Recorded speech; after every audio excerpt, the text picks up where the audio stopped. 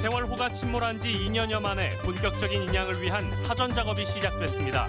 한 달 안에 인양 작업을 마무리한다는 계획입니다. 신안 흑산도 해상에서 부부가 탄 어선이 화물선과 충돌해 아내는 숨지고 남편은 실종됐습니다. 광주에서는 고압전선 교체 작업을 하던 전기원이 감전돼 숨졌습니다. 포스코 사내하청 업체에서 일하다 스스로 목숨을 끊은 한 노동자의 죽음이 1년 만에 업무상 사망으로 인정받았습니다.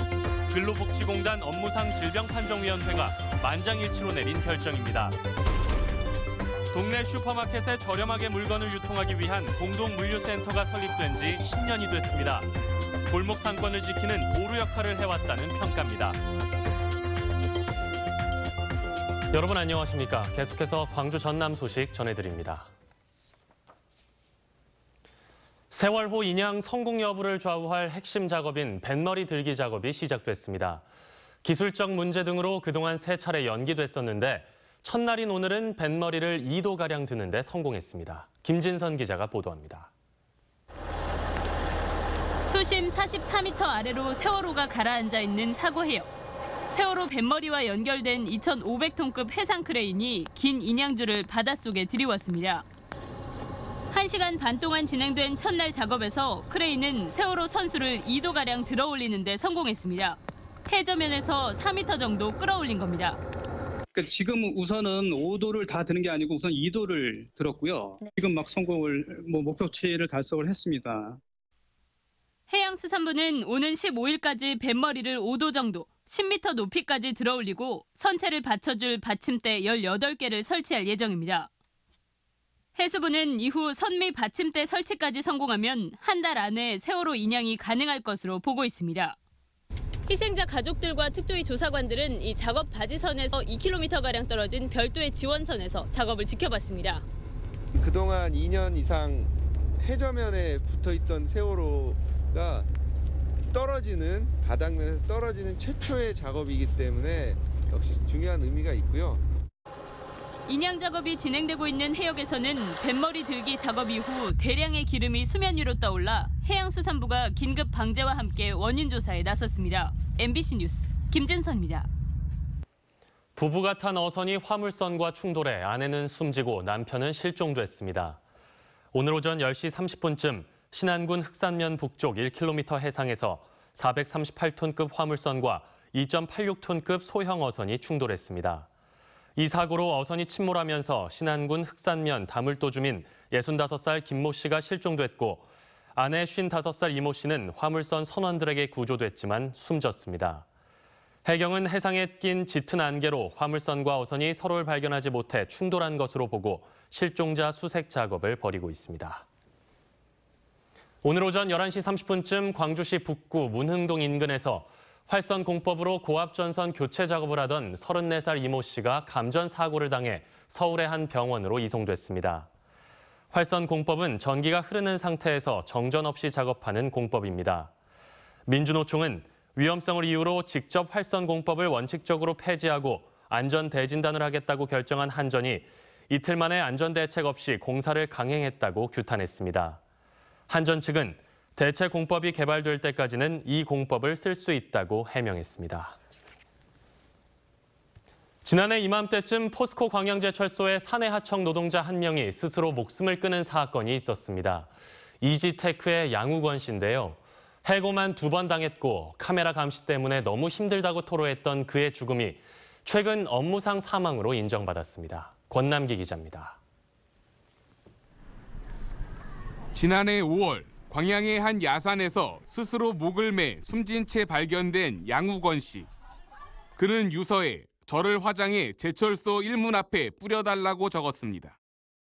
지난 1998년 포스코 광양제철소의 하청업체인 이지테크에 입사한 양 씨는 노동조합 일을 시작한 이후 해고를 2번 당했고 감봉이나 정직과 같은 징계도 받아야 했습니다. 대법원까지 가는 소송을 2번이나 거쳐 부당 해고 판결로 3년 만에 복직했지만 양 씨의 회사 생활은 쉽지 않았던 것으로 보입니다. 양 씨는 당시 일기장에 저놈의 카메라 신경이 쓰여 죽겠다. 언제까지 혼자서 밥을 먹어야 하나. 아무런 업무도 주지 않고 책상 앞에 이렇게 앉혀놓으니깐 정말 미쳐버리겠다와 같은 글을 남겼습니다. 회사에 출근하면 왕따, 탈퇴와 관련된 계속적인 회유, 진짜 너무 힘들다. 출근하는 것이 지옥 같다. 그런 말들을. 근로복지공단은 최근 관련 위원 만장일치로 양 씨의 죽음이 업무상 사망이라고 판정했습니다.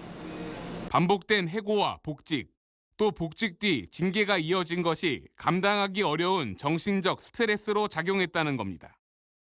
이지테크의 마지막 노동조합원이었던 양우건 씨. 죽음 뒤 한 해가 지나서야 회사에서 받은 처절한 대우와 그것으로 인한 마음의 질병이 그를 죽음으로 내몰았다고 인정받았습니다. MBC 뉴스 권남기입니다. 오는 8월 더불어민주당 전당대회를 앞두고 추미애 의원이 광주에서 공식적으로 당권 도전을 선언했습니다. 추 의원은 광주 금남공원에서 열린 톡 콘서트에서 김대중 노무현 대통령의 10년을 잇는 새로운 10년을 광주 시민들과 함께 만들어가겠다며 당권 도전을 공식화했습니다. 또 당내 분열을 치유하고 통합으로 이끌어 준비된 정당으로 일신한 뒤 내년 대선을 승리로 이끌겠다며 지지를 당부했습니다. 현재까지 당대표 출마를 표명한 후보는 추미애, 송영길, 김진표, 신경민 의원 등이며 김부겸, 박영선 의원 등 서너 명이 출마를 고심하고 있는 것으로 알려졌습니다.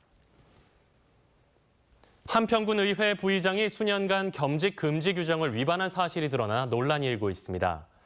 한평군 의회 이모 부의장은 지난 2008년 영농조합법인을 설립하고 2009년부터 이사를 맡은 뒤 2010년 군의원에 당선된 이후에도 직을 유지하고 있습니다. 영농법인 이사는 지방자치법에 따라 지방의원이 맡을 수 없는 겸직 금지 직위로 한평군은 이 영농법인에 지난해까지 모두 9억 원의 보조금을 지원했습니다. 영세한 동네 슈퍼마켓의 가격 경쟁력을 높이기 위해 설립된 슈퍼마켓 공동물류센터가 문을 연 지 10년이 됐습니다. 그동안 이곳을 이용하는 조합원 수가 수십 배로 늘었는데요. 슈퍼마켓 업주들에게는 없어서는 안 될 시설로 자리 잡았습니다. 정용욱 기자입니다. 슈퍼마켓을 운영하는 한도현 씨는 2, 3일에 한 번꼴로 공동물류센터에 들릅니다. 매장에서 팔 물품을 저렴하게 구입할 수 있기 때문입니다. 주류 업체보다는 조금 싸지요. 아무래도 박스당 돈 1,000원 정도 차이 난다고 보면 돼요. 기름값 정도는 빠진다고 보면 되죠. 광주시가 예산을 들여 짓고 슈퍼마켓 협동조합이 운영하는 물류센터는 슈퍼업주들만 이용할 수 있는 물품 구매 거점 기지입니다. 지난 2005년에 문을 연 이후 영세한 동네 슈퍼의 가격 경쟁력을 높이는 데 기여하고 있습니다. 유통 단계를 축소하고 생산 공장과 직거래를 통해 값싼 양질의 물품을 동네 슈퍼에 공급하고 있습니다. 취급 품목만 2만여 가지.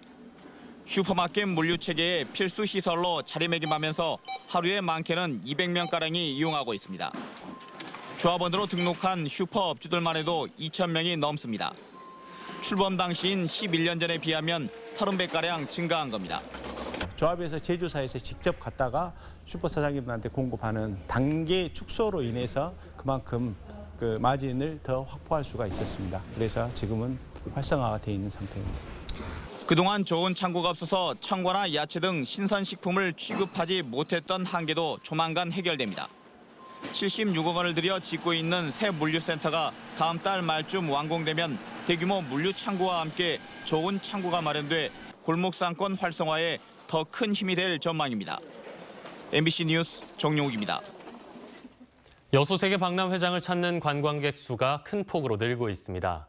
여수시에 따르면 박람회 개최 이후인 2013년 190만여 명에 이어 2014년에는 223만여 명이, 지난해에는 318만여 명이 여수세계 박람회장을 찾았습니다.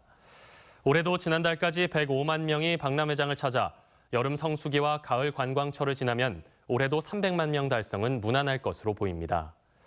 여수시는 관광객 증가가 박람회장 시설의 사후 활용에도 큰 도움이 되고 있다며 최근 추진하고 있는 4건의 민자유치 사업과 청소년 해양교육원까지 건립되면 관광객 수가 더 늘어날 것으로 전망하고 있습니다.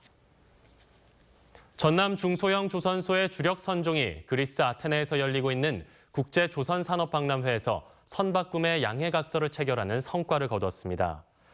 목포대 조선사업 핵심 기술단은 중소형 조선소 주력 선정의 최적 선형과 에너지 절감 장치 적용 기술을 소개한 자리에서 세계 굴지의 선박 회사와 이미 개발을 마친 선박 2척의 구매 MOU를 체결했다고 전했습니다. 또 개발 예정인 4척의 선박도 구매 의사를 밝혀와 앞으로 설계와 건조 계약으로 이어질지 주목됩니다. 유방암의 위험성을 알리고 예방의식을 높이기 위한 행사가 광주에서 열렸습니다. 한국유방건강재단과 아모레퍼시픽은 광주 상무시민공원에서 시민과 학생 등 수천여 명이 모인 가운데 유방 자가 검진 실천의 중요성을 알리기 위한 핑크리본 마라톤 대회를 열었습니다. 이번 행사를 통해 마련된 수익금은 저소득층 유방암 환자를 위한 수술 치료비 지원 사업에 쓰일 예정입니다. 여수시가 여름 관광철을 맞아 밤바다 경관 조명 시간을 연장 운영합니다. 여수시는 이달부터 매주 금토일에 한해 해양공원과 돌산대교, 소호 해변도로 야간 경관시설 점등 시간을 기존 24시에서 다음 날 새벽 2시까지 연장한다고 밝혔습니다. 여수시는 자정 이후에도 밤바다를 즐기려는 관광객들이 늘어 점등 시간을 연장했다며 이달에는 연장을 주말로 한정하지만 휴가철인 7, 8월에는 매일 점등 시간을 연장할 계획입니다.